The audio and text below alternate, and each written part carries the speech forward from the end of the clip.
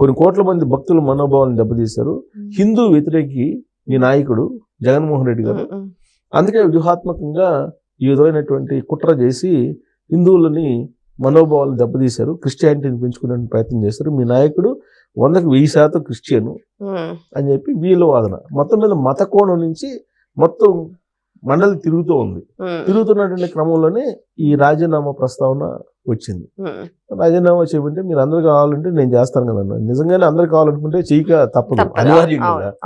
ఆయన ఏదో సరదాగా అన్నా కానీ అర్థవంతంగా అన్నారు ఆయన. అదేమి అందరూ వద్దనుకున్నప్పుడు తీర్మానం పెట్టేసి ఇది ఖచ్చితంగా అనివార్యంగా దిగిపోవాలి, ఆయన ఇష్టం ఉండదు అప్పుడు. సో కాబట్టి సరదాగా తీసుకుని సరదాగానే ఆయన ట్విస్ట్ చేశారు కానీ బట్ అందరూ ఏకగ్రీవంగా రాజీనామా చేయమన్నారు. ఎందుకంటే బలంగా వైఎస్ఆర్ కాంగ్రెస్ పార్టీ ఉంది, వైఎస్ఆర్ కాంగ్రెస్ పార్టీ ఎన్నుకున్నటువంటి చైర్మన్. సో కాబట్టి అది జరగని పని. కాబట్టి రాజీనామా చేస్తాం మీ అందరూ చేయమంటే అని అన్నారు.